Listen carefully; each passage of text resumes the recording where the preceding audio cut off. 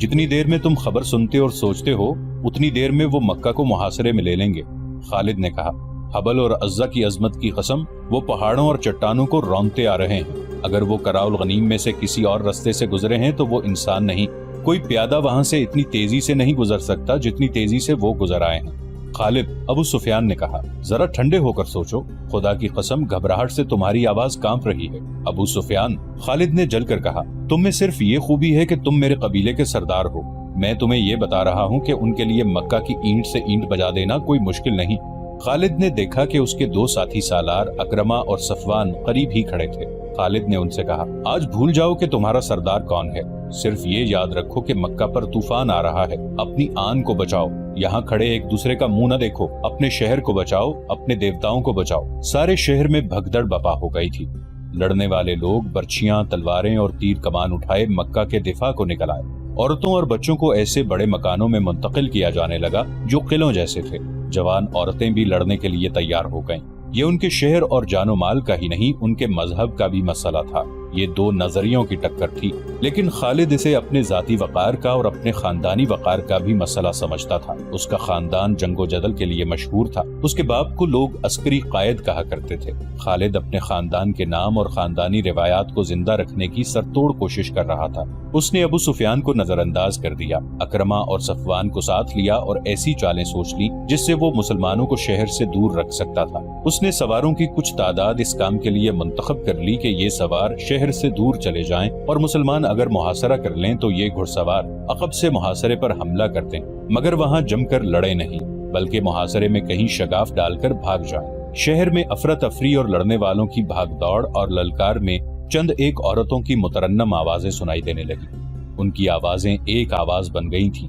वो रज़मिया गीत गा रही थीं जिसमें रसूल अल्लाह सल्लल्लाहु अलैहि वसल्लम के कातिल का जिक्र था।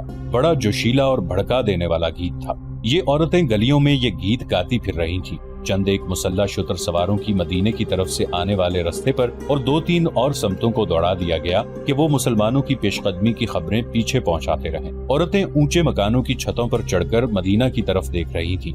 सूरज उफक में उतरता जा रहा था। सहरा की शफक बड़ी दिलफरेब हुआ करती है, मगर उस शाम मक्का वालों को शफक में लहू के रंग दिखाई दे रहे थे। कहीं से किसी भी तरफ से गर्द उठती नजर नहीं आ रही थी। उन्हें अब तक आ जाना चाहिए था। खालिद ने अकरमा और सफवान से कहा, हम इतनी जल्दी खंदक नहीं खोद सकते, हम खंदक का सहारा लेकर नहीं लड़ेंगे। अकरमा ने कहा, हम उनके मुहासरे पर हमला करेंगे। सफवान ने कहा, उनके पांव जमने नहीं देंगे। सूरज गुरूब हो गया है, रात गहरी होने लगी है। कुछ भी ना हुआ। मक्का में जिंदगी बेदार और सरगर्म रही जैसे वहाँ रात आई ही ना हो। औरतों, बच्चों और बूढ़ों को किलों जैसे मकानों में मुंतकिल कर दिया गया था और जो लड़ने के काबिल थे वो अपने सालारों की हिदायत पर शहर के इर्द गिर्द अपने मोर्चे मजबूत कर रहे थे। रात आधी गुजर गई। मदीना वालों की आमद के कोई आसार न आए। फिर रात गुजर गई। खालिद, अबू सुफियान ने पूछा, कहाँ है वो? अगर तुम ये समझते हो कि वो नहीं आएंगे तो ये बहुत खतरनाक फरेब है जो तुम अपने आप को दे रहे हो। खालिद ने कहा, मोहम्मद की अक्ल तक तुम नहीं पहुंच सकते। वो जो सोच सकता है वो तुम नहीं सोच सकते। वो आएंगे। उस वक्त तक मुसलमान चंद एक मार्के दूसरे कबीलों के खिलाफ लड़कर अपनी दाक बिठा रहे थे। इनमें गज़वा खैबर एक बड़ा मार्का था। उन्हें जंग का तजर्बा हो चुका था। अबू सुफियान, खालिद ने कहा, मैं तुम्हें खबरदार करता हूँ कि मुसलमान अब वो नहीं रहे जो तुमने ओहद में देखे थे। अब वो लड़ने के माहिर बन चुके हैं। उनका अभी तक सामने ना आना भी एक चाल है। अबू सुफियान कुछ कहने ही लगा था कि एक शुतर सवार नजर आया जिसका ऊंट बहुत तेज रफ्तार से दौड़ता आया था। अबू सुफियान और खालिद के करीब आकर उसने ऊंट रोका और कूद कर नीचे आया। मेरी आंखों ने जो देखा है वो तुम नहीं मानोगे।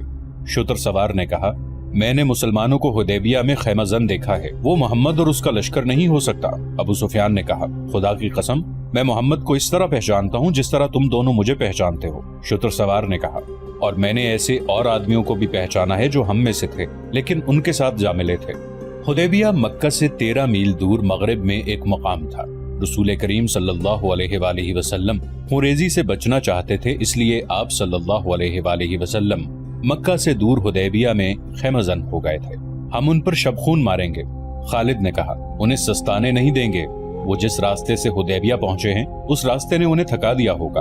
उनकी हड्डियां टूट रही होंगी। वो ताजा दम होकर मक्का पर हमला करेंगे। हम उन्हें आराम नहीं करने देंगे। हम उन्हें वहां से भगा सकते हैं। अबू सुफियान ने कहा, छापामार जैश तैयार करो। رسول اکرم صلی اللہ علیہ وآلہ وسلم نے اپنی خیمہ گاہ کی حفاظت کا انتظام کر رکھا تھا۔ گھڑ سوار جیش رات کو خیمہ گاہ کے ارد گرد گشتی پہرا دیتے تھے، دن کو بھی پہرے کا انتظام تھا۔ ایک اور گھڑ سوار جیش نے اپنے جیسا ایک گھڑ سوار جیش دیکھا جو خیمہ گاہ سے دور آہستہ آہستہ چلا جا رہا تھا۔ مسلمان سوار ان سواروں کی طرف چلے گئے۔ وہ قریش کے سوار تھے جو وہاں نہ رکے اور دور چلے گئے۔ کچھ دیر بعد وہ ایک اور طرف سے آتے نظر آئے اور مسلمانوں کی خیمہ گاہ سے تھوڑی دور رک کر چلے گئے۔ دوسرے روز وہ سوار خیمہ گاہ کے قریب آ گئے۔ اب کے مسلمان سواروں کا ایک جیش جو خیمہ گاہ سے دور نکل گیا تھا واپس آ گیا۔ اس جیش نے ان سواروں کو گھیر لیا۔ انہوں نے گھیرے سے نکلنے کے لیے ہتھیار نکال لیے۔ ان میں جھڑپ ہو گئی، لیکن مسلمان سواروں کے کماندار نے اپنے سواروں کو روک لیا۔ انہیں نکل جانے دو۔ جیش کے کماندار نے کہا، ہم لڑنے آئے ہوتے تو ان میں سے ایک کو بھی زندہ نہ جانے دیتے۔ وہ مکہ کے لڑاکا سوار تھے۔ انہوں نے واپس جا کر ابو سفیان کو بتایا، چند اور سواروں کو بھیجو۔ ابو سفیان نے کہا، ایک شبخون مارو۔ میرے قبیلے کے سردار ایک سوار نے کہا، ہم نے شبخون مارنے کی بہت کوشش کی ہے، لیکن ان کی خیمہ گاہ کے ارد گرد دن رات گھڑ سوار گھومتے پھرتے رہتے ہیں۔ قریش کے چند اور سواروں کو بھیجا گیا۔ انہوں نے شام کے ذرا بعد شبخون مارنے کی کوشش کی، لیکن مسلمان سواروں نے ان کے کچھ سواروں کو زخمی کر کے وہاں سے بھگا دیا۔ مکہ والوں پر تذبذب کی کیفیت طاری تھی۔ وہ راتوں کو سوتے بھی نہیں تھے۔ محاصرے کے ڈر سے وہ ہر وقت بیدار اور چوکس رہتے تھے اور دن گزرتے جا رہے تھے۔ آخر ایک روز مکہ میں ایک مسلمان سوار داخل ہوا۔ یہ حضرت عثمان رضی اللہ عنہ تھے۔ انہوں نے ابو سفیان کے متعلق پوچھا۔ ابو سفیان نے دور سے دیکھا اور دوڑا آیا۔ خالد بھی آ گیا۔ میں محمد رسول اللہ صلی اللہ علیہ وآلہ وسلم کا پیغام لے کر آیا ہوں۔ حضرت عثمان رضی اللہ عنہ نے کہا، ہم لڑنے نہیں آئے، ہم عمرہ کرنے آئے ہیں، عمرہ کر کے چلے جائیں گے۔ اگر ہم اجازت نہ دیں تو؟ ابو سفیان نے پوچھا۔ ہم مکہ والوں کا نہیں، خدا کا حکم ماننے والے ہیں۔ حضرت عثمان رضی اللہ عنہ نے جواب دیا، ہم اپنے اور اپنی عبادت گاہ کے درمیان کسی کو حائل نہیں ہونے دیا کرتے۔ اگر مکہ کے مکان ہمارے لیے رکاوٹ بنیں گے تو خدا کی قسم مکہ ملبے اور کھنڈروں کی بستی بن جائے گی۔ اگر یہاں کے لوگ ہمیں روکیں گے تو مکہ کی گلیوں میں خون بہے گا۔ ابو سفیان، ہم امن کا پیغام لے کر آئے ہیں اور یہاں کے لوگوں سے امن کا تحفہ لے کر جائیں گے۔ خالد کو وہ لمحے یاد تھے جب یہ مسلمان سوار پروقار لہجے میں دھمکی دے رہا تھا۔ خالد کا خون کھول اٹھنا چاہیے تھا، لیکن اسے یہ آدمی بڑا اچھا لگا تھا۔ ابو سفیان نے عثمان رضی اللہ عنہ کو عمرے کی پیشکش بھی کی تھی، لیکن انہوں نے اپنے نبی صلی اللہ علیہ وآلہ وسلم کے بغیر اکیلے عمرہ کرنے سے صاف انکار کر دیا تھا۔ ادھر جب مذاکرات میں زیادہ وقت گزرا تو ہوا کے دوش پر یہ افواہ حدیبیہ پہنچی کہ عثمان رضی اللہ عنہ کو قتل کر دیا گیا ہے، جس کے جواب میں رسول کریم صلی اللہ علیہ وآلہ وسلم نے قتل عثمان رضی اللہ عنہ کے انتقام کے لیے اپنے 1400 جانصاروں سے بیعت لی تھی۔ اسی بیعت کو تاریخ میں بیعت رضوان کے نام سے یاد کیا جاتا ہے، اور اسی بیعت کی وجہ سے ابو سفیان سمجھوتے پر راضی ہوا تھا۔ پھر ایک صلح نامہ تحریر ہوا تھا، اسے صلح حدیبیہ کا نام دیا گیا۔ مسلمانوں کی طرف سے اس پر رسول کریم صلی اللہ علیہ وآلہ وسلم نے اور قریش کی طرف سے سہیل بن عمرو نے دستخط کیے تھے۔ اس صلح نامے میں طے پایا تھا کہ مسلمان اور قریش 10 سال تک نہیں لڑیں گے اور مسلمان آئندہ سال عمرہ کرنے آئیں گے اور مکہ میں 3 دن ٹھہر سکیں گے۔ رسول کریم صلی اللہ علیہ وآلہ وسلم قریش میں سے تھے۔ خالد آپ صلی اللہ علیہ وآلہ وسلم کو بہت اچھی طرح سے جانتا تھا، لیکن اب اس نے آپ صلی اللہ علیہ وآلہ وسلم کو دیکھا تو اس نے محسوس کیا کہ یہ کوئی اور محمد ہیں۔ وہ ایسا متاثر ہوا کہ اس کے ذہن سے اتر گیا کہ یہ وہی محمد صلی اللہ علیہ وآلہ وسلم ہیں جنہیں وہ اپنے ہاتھوں قتل کرنے کے منصوبے بناتا رہا تھا۔ خالد نبی کریم صلی اللہ علیہ وآلہ وسلم کو ایک سالار کی حیثیت سے زیادہ دیکھ رہا تھا۔ وہ آپ صلی اللہ علیہ وآلہ وسلم کی عسکری اہلیت کا قائل ہو گیا تھا۔ صلح حدیبیہ تک مسلمان رسول کریم صلی اللہ علیہ وآلہ وسلم کی قیادت میں چھوٹے بڑے 28 معرکے لڑ چکے اور فتح و نصرت کی دھاک بٹھا چکے تھے۔ مسلمان عمرہ کر کے چلے گئے۔ 2 مہینے گزر گئے۔ ان 2 مہینوں میں خالد پر خاموشی طاری رہی، لیکن اس خاموشی میں ایک طوفان اور ایک انقلاب پرورش پا رہا تھا۔ خالد نے مذہب میں کبھی بھی دلچسپی نہیں لی تھی۔ اسے نہ کبھی اپنے بتوں کا خیال آیا تھا اور نہ کبھی اس نے رسول کریم صلی اللہ علیہ وآلہ وسلم کی رسالت کو سمجھنے کی کوشش کی تھی، مگر اب از خود اس کا دھیان مذہب کی طرف چلا گیا اور وہ اس سوچ میں کھو گیا کہ مذہب کون سا سچا ہے اور انسان کی زندگی میں مذہب کی اہمیت اور ضرورت کیا ہے۔ اکرمہ، ایک روز خالد نے اپنے ساتھی سالار اکرمہ سے، جو اس کا بھتیجا بھی تھا، کہا، میں نے فیصلہ کر لیا ہے، میں سمجھ گیا ہوں۔ کیا سمجھ گئے ہو خالد؟ اکرمہ نے پوچھا۔ محمد جادوگر نہیں، خالد نے کہا، اور محمد شاعر بھی نہیں۔ میں نے محمد کو اپنا دشمن سمجھنا چھوڑ دیا ہے اور میں نے محمد صلی اللہ علیہ وآلہ وسلم کو خدا کا رسول تسلیم کر لیا ہے۔ حبل اور عزا کی قسم تم مذاق کر رہے ہو، اکرمہ نے کہا۔ کوئی نہیں مانے گا کہ ولید کا بیٹا اپنا مذہب چھوڑ رہا ہے۔ ولید کا بیٹا اپنا مذہب چھوڑ چکا ہے، خالد نے کہا۔ کیا تم بھول گئے ہو کہ محمد صلی اللہ علیہ وآلہ وسلم ہمارے کتنے آدمیوں کو قتل کرا چکا ہے؟ اکرمہ نے کہا۔ تم ان کے مذہب کو قبول کر رہے ہو جن کے خون کے ہم پیاسے ہیں؟ میں نے فیصلہ کر لیا ہے اکرمہ، خالد نے دو ٹوک لہجے میں کہا۔ میں نے سوچ سمجھ کر فیصلہ کیا ہے۔ اسی شام ابو سفیان نے خالد کو اپنے ہاں بلایا۔ اکرمہ بھی وہاں موجود تھا۔ کیا تم بھی محمد صلی اللہ علیہ وآلہ وسلم کی باتوں میں آ گئے ہو؟ ابو سفیان نے اس سے پوچھا۔ تم نے ٹھیک سنا ہے ابو سفیان، خالد نے کہا۔ محمد صلی اللہ علیہ وآلہ وسلم کی باتیں ہی کچھ ایسی ہیں۔ مشہور مورخ واقدی نے لکھا ہے کہ ابو سفیان قبیلے کا سردار تھا۔ اس نے خالد کا فیصلہ بدلنے کے لیے اسے قتل کی دھمکی دی۔ خالد اس دھمکی پر مسکرا دیا مگر اکرمہ برداشت نہ کر سکا، حالانکہ وہ خود خالد کے اس فیصلے کے خلاف تھا۔ ابو سفیان، اکرمہ نے کہا، میں تمہیں اپنے قبیلے کا سردار مانتا ہوں، لیکن خالد کو جو تم نے دھمکی دی ہے وہ میں برداشت نہیں کر سکتا۔ تم خالد کو اپنا مذہب بدلنے سے نہیں روک سکتے۔ اگر تم خالد کے خلاف کوئی کارروائی کرو گے تو ہو سکتا ہے کہ میں بھی خالد کے ساتھ مدینہ چلا جاؤں۔ اگلے ہی روز مکہ میں ہر کسی کی زبان پر یہ الفاظ تھے، خالد بن ولید محمد کے پاس چلا گیا ہے۔ خالد یادوں کے ریلے میں بہتا مدینہ کو چلا جا رہا تھا۔ اسے اپنا ماضی اس طرح یاد آیا تھا جیسے وہ گھوڑے پر سوار مدینے کو نہیں بلکہ پیادہ اپنے ماضی میں چلا جا رہا تھا۔ اسے مدینے کے اونچے مکانوں کی مڈیریں نظر آنے لگی تھی۔ خالد، اسے کسی نے پکارا لیکن اسے گزرے ہوئے وقت کی آواز سمجھ کر اس نے نظر انداز کر دیا۔ اسے گھوڑوں کے ٹاپ سنائی دیے، تب اس نے دیکھا دو گھوڑے اپنی طرف آتے دکھائی دیے۔ وہ رک گیا۔ گھوڑے اس کے قریب آ کر رکے۔ ایک سوار اس کے قبیلے کے مشہور جنگجو عمرو بن العاص تھے اور دوسرے عثمان بن طلحہ۔ دونوں نے ابھی اسلام قبول نہیں کیا تھا۔ کیا تم دونوں مجھے واپس مکہ لے جانے کے لیے آئے ہو؟ خالد نے ان سے پوچھا۔ تم کہاں جا رہے ہو؟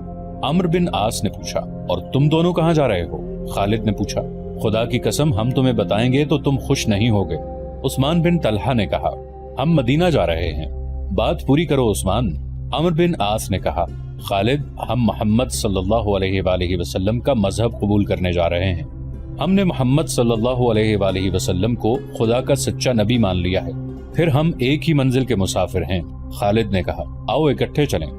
وہ 31 مئی 628 عیسوی کا دن تھا جب تاریخ اسلام کے دو عظیم جرنیل خالد رضی اللہ عنہ بن ولید اور عمرو رضی اللہ عنہ بن عاص مدینہ میں داخل ہوئے۔ ان کے ساتھ عثمان رضی اللہ عنہ بن طلحہ تھے۔ تینوں رسول کریم صلی اللہ علیہ وآلہ وسلم کے حضور پہنچے۔ سب سے پہلے خالد رضی اللہ عنہ بن ولید اندر گئے، ان کے پیچھے عمرو بن عاص اور عثمان بن طلحہ رضی اللہ عنہم گئے۔ تینوں نے قبول اسلام کی خواہش ظاہر کی۔ رسول اللہ صلی اللہ علیہ وآلہ وسلم اٹھ کھڑے ہوئے اور تینوں کو باری باری گلے لگایا۔ شہیدوں کو دل سے اتار دیں، ذہن سے ان کا نام و نشان مٹا دیں، ان کی یادوں کو شراب میں ڈبو دیں۔ اس زمین پر جو خدا نے ہمیں شہیدوں کے صدقے عطا کی ہے، بادشاہ بن کر گردن اکڑا لیں اور کہیں کہ میں ہوں اس زمین کا شہنشاہ۔ شہیدوں کے نام پر مٹی ڈال دیں۔ کسی شہید کی کہیں قبر نظر آئے تو اسے زمین سے ملا دیں، مگر زندگی کے ہر موڑ اور ہر دوراہے پر آپ کو شہید کھڑے نظر آئیں گے۔ آپ کے ذہن کے کسی گوشے سے شہید اٹھیں گے اور شراب اور شہنشاہیت کا نشہ اتار دیں گے۔ جس نے تخت و تاج کے نشے میں شہیدوں سے بے وفائی کی، وہ شاہ سے گدا اور ذلیل و خوار ہوا، کیونکہ اس نے قرآن کے اس فرمان کی حکم عدولی کی کہ شہید زندہ ہیں، انہیں مردہ مت کہو۔ عرب کے ملک اردن میں گمنام سا ایک مقام ہے جس کا نام موتا ہے۔ اس کے قریب سے گزر جانے والوں کو بھی شاید پتہ نہ چلتا ہوگا کہ وہاں ایک بستی ہے۔ اس کی حیثیت چھوٹے سے ایک گاؤں سے بڑھ کر اور کچھ بھی نہیں، لیکن شہیدوں نے اردن کے بادشاہ کو اپنی موجودگی کا اور اپنی زندگی کا جو انہیں اللہ تعالیٰ نے عطا کی ہے احساس دلا دیا ہے۔ وہ جس معرکے میں شہید ہوئے تھے وہ 13.5 صدیاں پہلے اس مقام پر لڑا گیا تھا۔ پھر یہ مقام گزرتے زمانے کی اڑتی ریت میں دبتا چلا گیا۔ کچھ عرصے سے موتا کے رہنے والے ایک عجیب صورتحال سے دوچار ہونے لگے۔ آج بھی وہاں چلے جائیں اور وہاں رہنے والوں سے پوچھیں تو وہ بتائیں گے کہ ان میں سے کوئی نہ کوئی آدمی رات کو خواب میں دیکھتا ہے کہ 13.5 صدیاں پہلے کے مجاہدین اسلام چل پھر رہے ہیں۔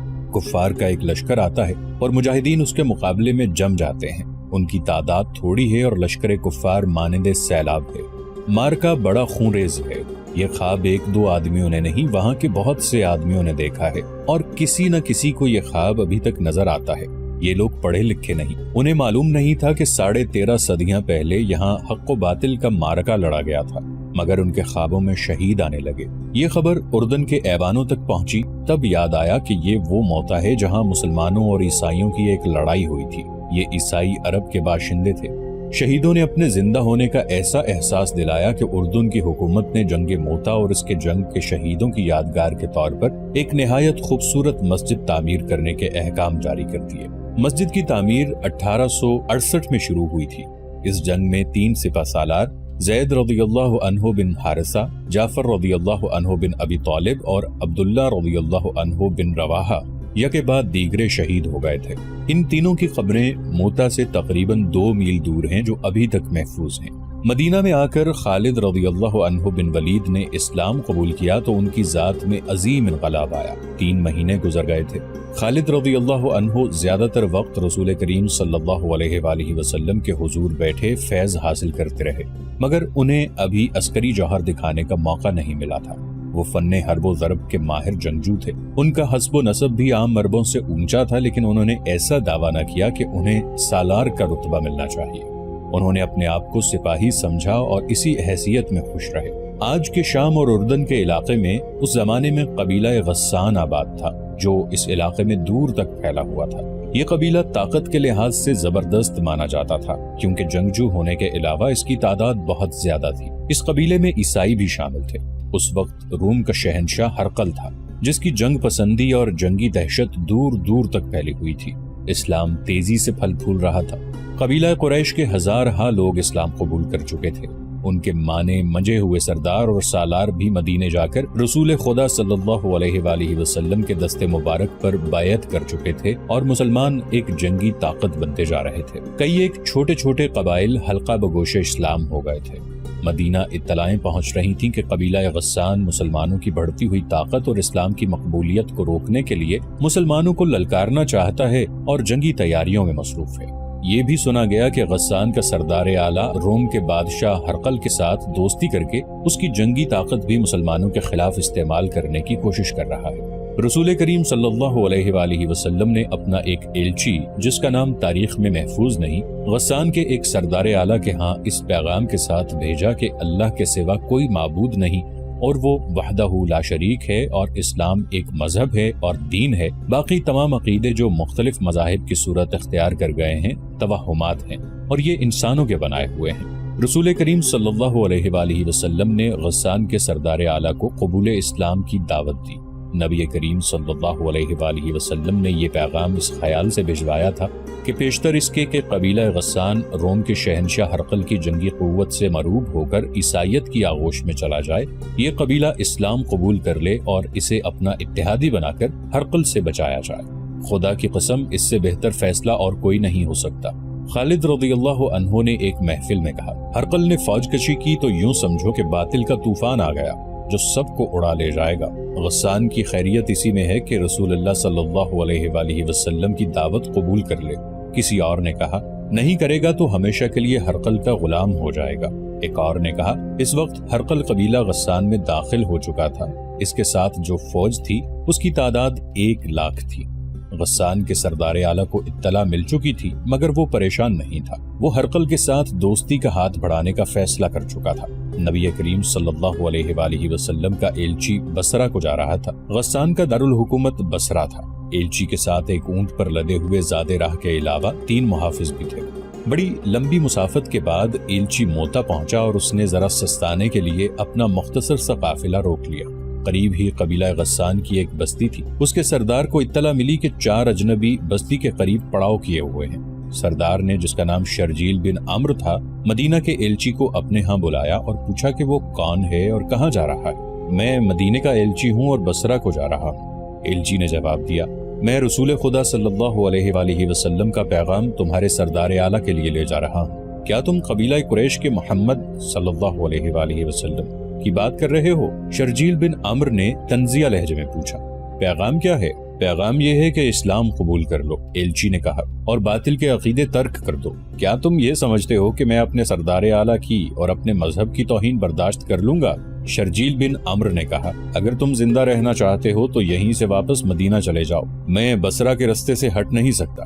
एलची ने कहा, ये रसूल अल्लाह सल्लल्लाहु अलैहि वआलिहि वसल्लम का हुक्म है जिसकी तामील में मैं फख्र से अपनी जान दे दूंगा और मैं बड़े फख्र से तुम्हारी जान ले लूंगा। शर्जील बिन अम्र ने कहा और अपने आदमियों को इशारा किया